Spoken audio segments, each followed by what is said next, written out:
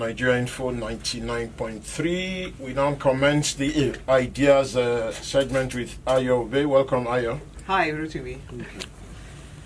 So, as announced earlier, we are going to be asking the big question whether the governorship elections met the integrity tests. As regular listeners know, the I in the ideas is integrity, and also whether or how this impacts on the democratic process. The D in the ideas is democracy. And Rotimi, I'm also throwing in another I, because with the number of states where the result has been declared inconclusive and the pattern of voting in those states, there's also a question about the independence of the Independent National Electoral Commission as well. Okay. All right. So, should we start with the 6 states that stand out first? I know there are also questions about some of the 22 states where where results were actually declared, but the 6 states where the governorship elections will be holding on the 23rd of March, I mean, those are really the ones that stand out. Kano, Sokoto, Plateau, Benue, Bauchi, and Adamawa states. Yes. So, should we first ask the question, what leads to inconclusive elections? Well, it's actually under the law and the regulations that govern INEC. It's actually a mathematical issue, and that's why you find that when a result is declared inconclusive, what INEC is supposed to do is to take the number of votes cast and the margin between the winning or the leading candidate and the next runner-up, and say if those votes which had not been cancelled were all to be cast for the runner-up, would they overturn the result of that election? And where the mathematics of it shows that the gap between the 2 leading contenders is smaller than the number of cancelled votes, then INEC will declare that result inconclusive. Okay, but what leads to the cancelled votes? Well, what votes are declared cancelled? Votes are declared cancelled where they've been cast, and of course the whether for violence or some other reason, the votes have the ballot boxes have been, as we've seen happening in some cases, ballot boxes being snatched. Yes. Then you've also got a situation where a vote may have been cast, but because the thumbprint or the fingerprint or the mark of the voter covers more than one box, it's been declared inconclusive. But is that not rejected? Well, I think, I'm not sure whether it's a rejected vote, but when you have rejected votes and it's looked at as well, but this is more than perhaps I should say that the tendency of our own polling officers is to set the criteria for rejection or non-rejection with the agents as they start to open the ballots, whereas a more a better procedure would be to give the scenarios, the possible scenarios, and get the agents to all agree beforehand, would this be a rejected vote or not? Because sometimes agents reject a vote that because they assume it's for the other candidates, and then it turns out that there are more that fit that same criteria as them. That affects their own candidate. That affects their own candidate. So, but when you do it before you even open anything, then you find that you have a better, or it's not that it's better, but you have a more consistent approach. Then, where a voter where there are registered voters at a polling station, and for one reason or another, the voters are ready, but the materials are not delivered. Then in those situations, the INEC would be expected to say that, and this is even against the background of an extremely low turnout for the governorship elections, but nonetheless, INEC would be expected to say that if all the voters registered at this polling station where we did not deliver materials were to turn out and vote, then what would be, would that be enough to change the result? Okay. Is it suspicious in any way that in 5 of the 6 states where the elections have been declared inconclusive, plus Rivers where it's been suspended, is it suspicious in any way that in 5 of those states the PDP was leading? Because you asked the question about, or you added another I to independence. Yeah. You added another I standing for independence to ideas. Well, I just picked out the yes, the I okay, in that INEC. yes, okay. So, is it suspicious in any way, The thing is that or is it just that the PDP is concerned that? PDP is rightly concerned, and we have to remember that this is coming against the background of the rerun in Osun State, where What is called the Osun formula? The Osun formula. But it's the formula that actually has to be applied across the board. And I think that what it reflects is that in the states where APC won, they won, with big margins in many cases. They won with big enough margins to overcome anything. For example, here in Lagos, we know the margin of victory was quite a wide margin, and in many of the other states the margin of victory that APC has won with has been quite large. But there have also been states that have been won by the PDP, and the margin of victory has been close, but not close enough to justify being set aside on the basis of cancelled votes. So I think that while there is cause for concern, it's actually because of the optics of it. I don't think at this stage we can say that INEC is dancing to a particular tune. I think that the continued failure to land one way or the other in Rivers State is deeply concerning, but that is because of the appearance that INEC did not carry out the necessary due diligence in appointing polling officers and so on. And of course, now when you begin to have allegations that polling officers were card carrying or declared adherents of one party or the other, then it becomes a question about how did INEC get these stuff. Now, that's not to say that in other states that people who had allegiances were not also polling officers, but they were probably better hidden. I think that even without declaring allegiance, there's also the problem of being suborned. And at this stage, that election is also giving cause for concern, not least because leaving people in limbo, not knowing whether they are going for a rerun or not, a vacuum is to be abhorred by nature. Okay. And I should also say, Rotimi, that what's happened in these elections also underlines the importance for parties to have really well-trained, on-the-ball party agents. There's no point in treating the appointment of your party agent as your own chance to have a share of whatever is being shared. You have to get people who are ready, who understand that it's not just about counting the votes, it's about the whole electoral procedure. In other words, it is suggested that parties should have seminars or classroom-style lecture for their agents to say, Yes. this is what the law says, Absolutely. this is what you should be looking out for, and these are what the grey areas are. Yes, because we've said before on this program that the integrity of the elections, an observer can observe and make their comments afterwards.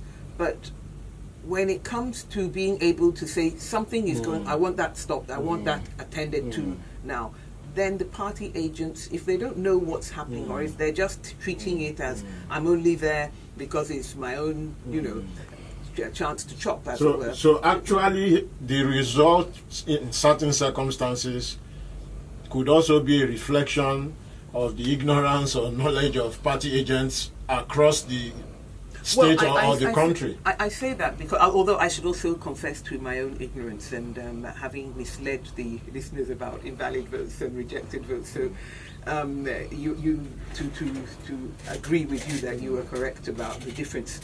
But you see, I mentioned this issue about party agents because, for example, in Benue State, the PDP has really brought out its big guns, including a former Senate president, to act as the, party agents, the agents to the party, in their determination to make sure that their party is not cheated. But even being a big person does not mean to say that you know the rules. So you have to also know the rules. It's about not being intimidated. No, it's two things: not being intimidated and not being bought off. Because many party agents, when they see the money of the other side, and they sort of think. But so there are two elements to it. But there's no point in not being bought off if you don't know what you're there to do. So I would say that even for these big men of the PDP in Benue State, that it is still important to know what the rules are. Okay. When we finish this segment, we'll look at all the states in detail with judges. But let's look at these 6 states very, very quickly. She was making a point concerning not being bought off. You see, this being bought off is not only in terms of cash, because we've seen situations where the party agent, a particular party agent, has been at the polling unit and or voting point since morning, and he was unable to get water to drink or food to eat and all that.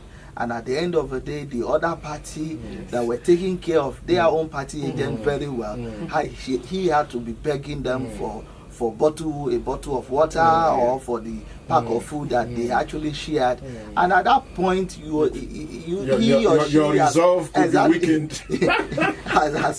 So it's just like the Cain and Abel thing where he sold his birthright for a pot of porridge.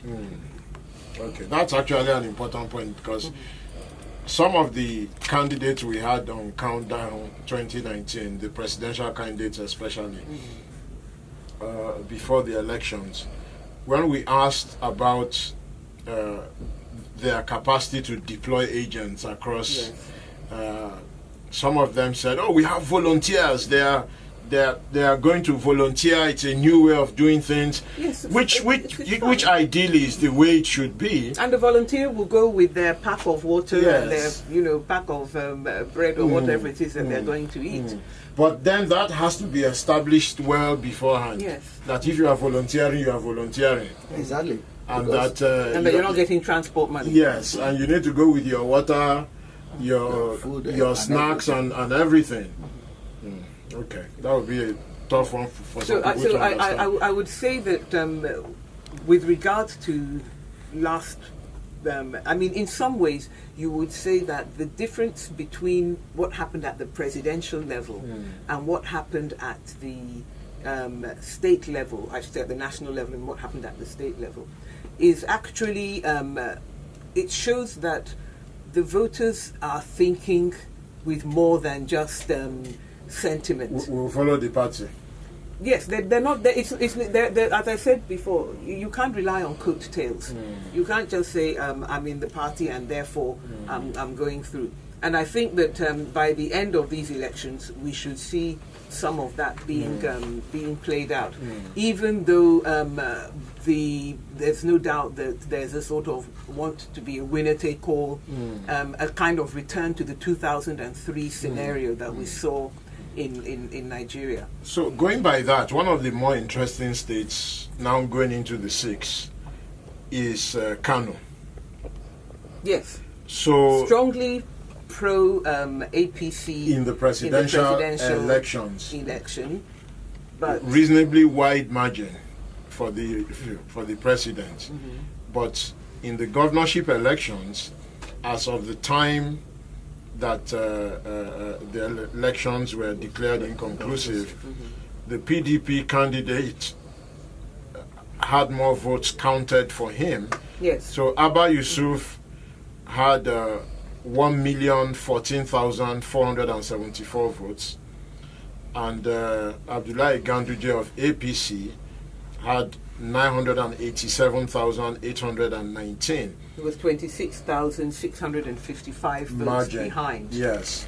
So PDP was leading at the time Yes. with just over 26,000 votes. But that in itself reflects the difference between what happened at the national level and what happened at the state level. Because even in the National Assembly elections, you don't find this same closeness of the result.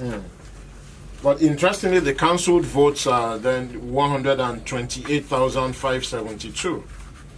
So, In Kano, Yes, 141,000. 128,000. no, in Kano, 128, the cancelled votes. Okay, I have a different. Okay, all right. But in any case, over 100,000. Oh, absolutely. Yeah. Yes. I mean, there's no doubt that the cancelled votes, if they were all cast for the APC, they would change the result of the election. Now, of course, there's no saying that, and in fact, it may sometimes when these things happen, the people decide that they want to make their point, and they come out in even greater numbers. Because I think that another thing that we have to pay to look at in regard to these elections was the extremely low turnout. Yes. That by itself does not change the integrity quotient of an election, but those who stayed behind last time may either give up or they may feel we have to come out. In terms of specifics, the difference in the presidential election between APC and PDP was